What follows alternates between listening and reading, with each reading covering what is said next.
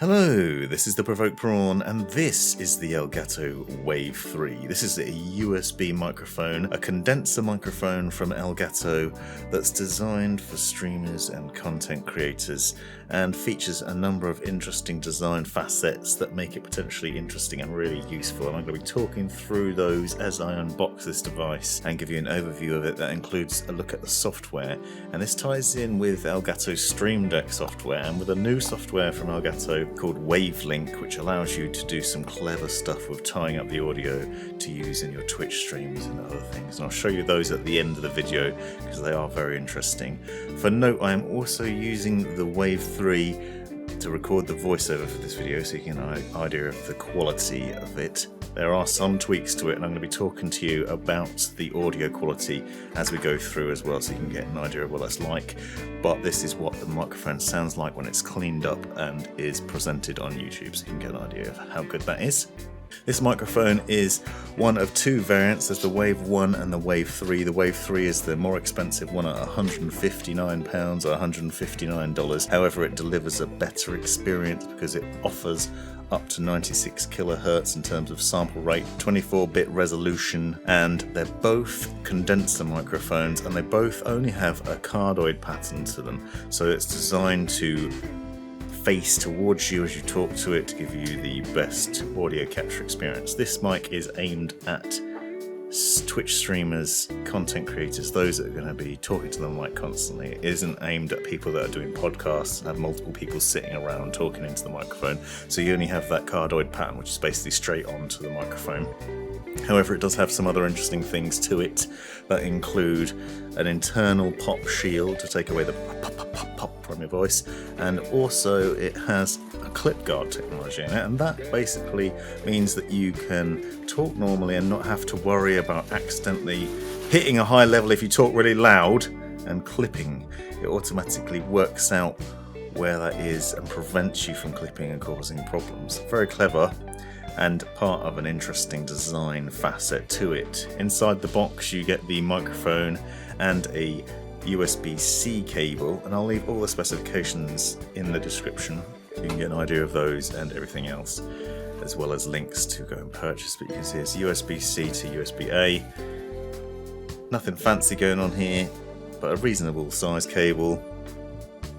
Plug and play affair. This microphone, by the way, works on PlayStation and PC as well. And inside the box you also get a boom arm adapter, and I'll be showing you that mounted on a boom arm a bit later on.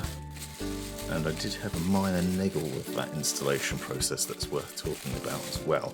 I had trouble getting it to mount on a shock mount. Now Elgato are going to provide a number of different accessories that you can get. You can get an official shock mount to go with it, for example, and you'll see from the sides that there are screws on the sides that you can take off and then put on other things. It comes with a fairly nice hefty base to it with a nice rubberized finish on the bottom. It is fairly decent. However, I will note that you probably do want to use this on a boom arm. Elgato note that this microphone, because of the way it's designed, will pick up a lot of background noise, and that's one of the things I noticed almost immediately, and I'm going to show you that a bit later on as well. So they say that you need to keep it very close to your mouth in use, and I'll talk to you a bit more about that as we go through. On the front of the microphone you have an easy access button here that you can adjust the gain on the microphone, you can adjust the volume for the monitoring and go between chat and audio as well. You can plug a 3.5mm headset into the back of this and then hear the mic and get monitoring feedback from it. You can adjust the volume. There's also a capacitive touch mute button on top that I'll show you in a second. It's a fairly decent looking microphone, nothing too fancy going on here. I have seen nicer looking ones. Here you can see the mute button on the top. That is basically just a touch tap. You don't need to press anything, so there's no feedback when you press it in or anything like that. You don't hear a click sound. On the rear, USB-C and the headphone monitoring jack, as I said. I'm not blown away by the design of it, and I want to show you something interesting that happened with it when I first got out of the box that I noticed almost immediately. You are paying quite a bit of money for this, and I feel like Blue Yeti's microphones, for example, are probably a better premium build quality and are much nicer to look at. and I'll show you those. I'm going to do a comparison video to show off the difference between the two as well.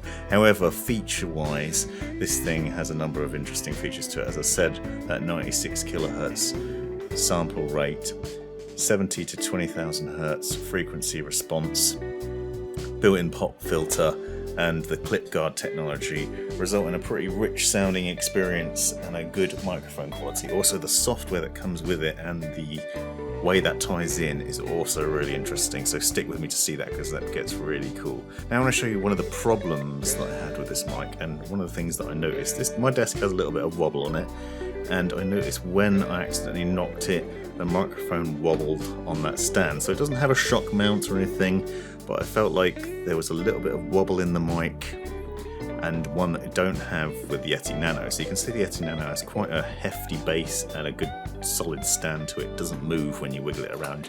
You will note there's a slight move in the Wave 3. So I feel like if you had a desk that wobbles and you're banging on it a lot, you might notice a problem there.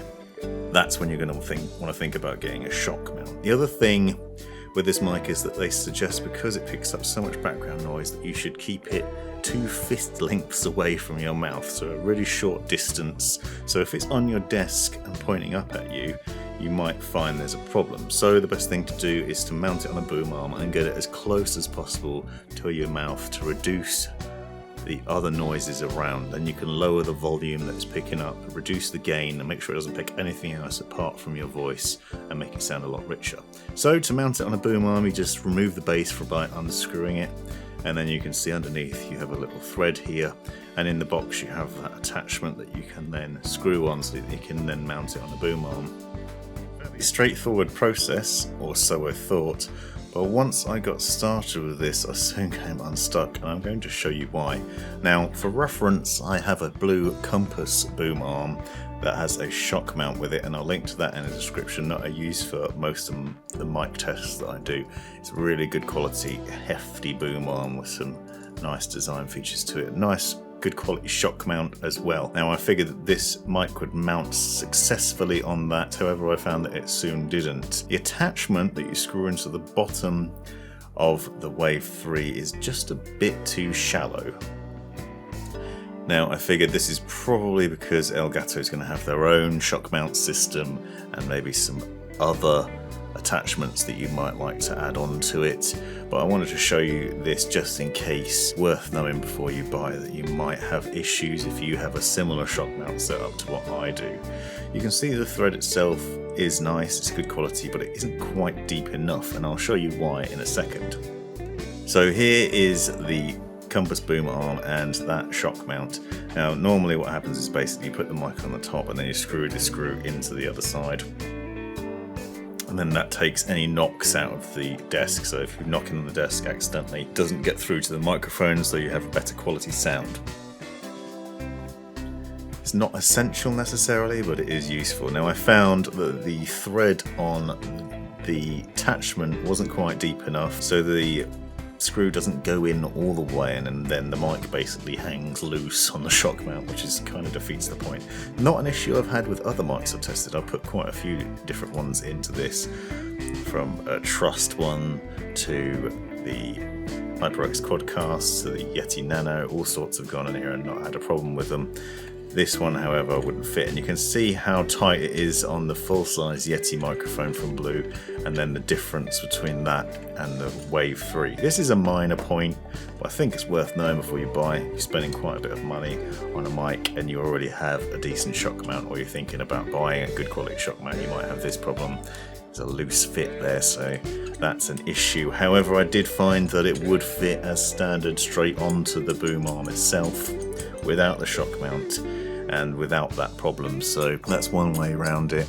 And Elgato apparently has their own shock mount, so that's another option. You could just go for full on Elgato, goodness. Here's another view of the stand itself. As you can see, it's got quite a good weight to it, and underneath a nice rubberized base as well, so in theory it wouldn't take too much in terms of vibrations from the desk and cause problems there.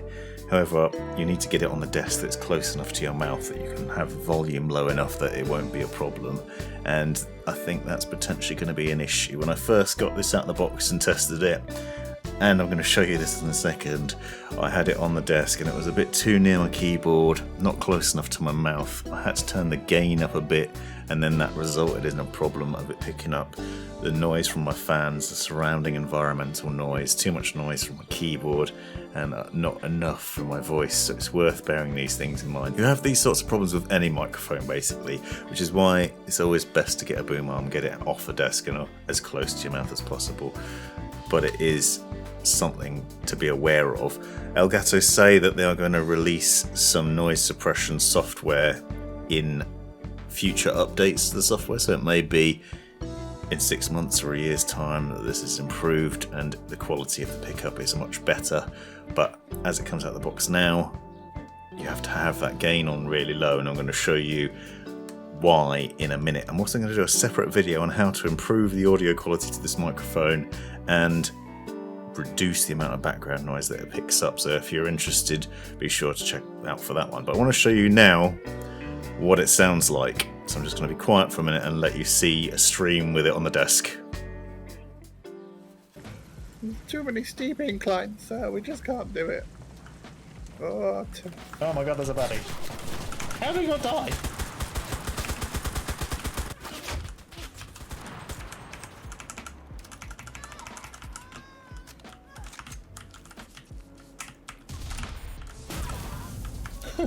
Fuck it. Behind you. Damn it. How many portals are there? Just keep falling between them. We go. Uh oh. Grenade. Oh no, it's a grenade. My grenade. Oh my god, why would you do that? I thought he was coming. Pro plays. 7 portals and a grenade trap. As you can see there, it was picking up a hell of a lot of background noise, including the fan noise in my room, just the environmental noise, and the mashing of the keyboard. And it's not even a particularly loud keyboard that I was using. So the next step was to mount it on the boom arm, get it closer to my face, and also to play around with the settings. Now, Elgato recommend dropping the gain down as much as possible. You can do that in Windows by adjusting the volume levels of the microphone in Windows sound settings. You can also do it on the mic itself. So you set it so it's on the mic level, and then you roll it all the way down. I've rolled it up here to show the opposite effect, but roll it down to the minimum amount of gain possible, somewhere around 20%. You need to play around with it. Now, the next thing I want to show you is the Wavelink software. This is included as a download for free when you got the mic, and it's pretty cool because it's a system that essentially allows you to route all the different audio through into one channel. So you have this set up and you can basically put in your music, your game, your mic, and anything else that you want to include into this, and then output it into a single channel. You then go into Streamlabs OBS or OBS and you pick the Wavelink stream option and then filter the audio through that. This system then allows you to monitor the sound that you're hearing, so you can make it so that you can set one level for what your audience will hear and a different level for what you'll hear, and you can also monitor between the two, so you can check and hear what you people are watching are going to hear and what you're going to hear as well, and the difference between, you can switch between, so you make sure you've got your levels right.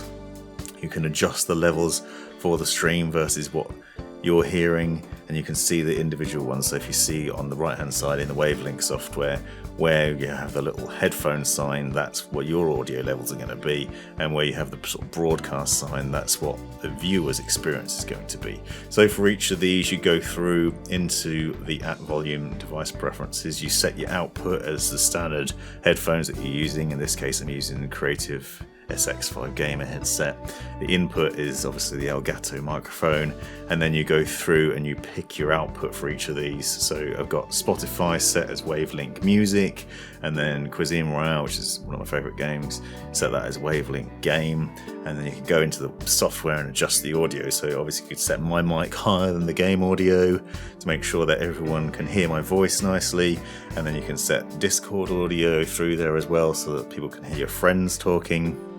And then you can maybe set Spotify up so you've got music playing in the background at a certain level for your audience, but perhaps a bit lower for yourself.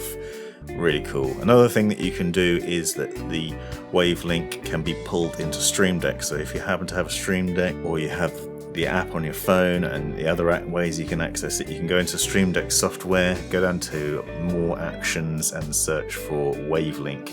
You can then install that profile, and what it does by default is it adds an extra profile. So you switch from default to this Wavelink profile, and then from in there you can control various things. You have to have the Wavelink software running for it to then work with the Stream Deck. But what I've done here is I've basically created a new folder, and I'm going to put these settings within it, or the ones that I want, and then you can play around with them. So I'm creating a folder here, and rather than having it as a different profile, just tucking it away within there. And you'll see on the right hand side of the Stream Deck software, you can then drag and drop in the usual fashion those settings in and change various things. It has all sorts for toggling the monitoring, changing input volumes, adjusting audio volumes, muting outputs, and doing other things. So obviously you could mute your mic from here with ease, you can mute specific inputs, you can adjust the gain levels of your microphone if it's a bit too quiet, and do other things like that, all from the Stream Deck. So it's really convenient and easy to do, and you see once you've got it running, it also shows up within the software and allows you to adjust it. And I think this little bit of software is potentially really useful. Usually if you're setting up in something like Streamlabs OBS or OBS Studio, you need to set the different audio channels and where you're going to have them coming from. Here you can set it all up from Wavelink, and then you can control it from your Stream Deck and adjust things on the fly. So there's a lot of controls at your fingertips, and I think this is a good selling point for that if you've already got Elgato products, if you already have the Stream Deck, or if you just want to pull in multiple audio sources and put them in through one source, make things a lot simpler, easier controls. Then this is brilliant and it's fantastic. Obviously that Clipguard technology to stop your voice from peaking is potentially very useful as well. The one thing of note though, you will have to play around with the gain levels and getting the mic in the right position so it's not picking up too much sound. Hopefully I'll improve that with software updates in future. But the fact that it works so well and delivers such a high quality audio capture is fantastic. It's great for something like this with a YouTube video where I can go off and I can edit and have some noise reduction passes through Audacity to make it clearer and crisper for you. But obviously when you're live streaming that's a bit more tricky, so you need to get those levels right, reduce the background sound in your room, and being able to monitor it through Wavelink to hear what people are going to hear, you'll get an idea of where your levels are and where everything's right, and making sure you minimize those problems. Hope you found this video useful. Be sure to check back to find more information, and we'll be doing a video on how to use Wavelink in a bit more depth to send out music. I will be doing a video to compare the Yeti Nano with the Elgato Wave 3, and also to talk about how to reduce background audio and improve the quality of the Wave 3 as well. Let me know in the comments if you have any questions. Thanks for watching. This has been the Provoked Prawn. Hope you found this video useful, interesting or hilarious. Be sure to subscribe and check out these other videos, as well as taking a look in the description for links and other information you might find useful. Let me know in the comments if you have any questions or anything you'd like to see extra about this, and have a great life.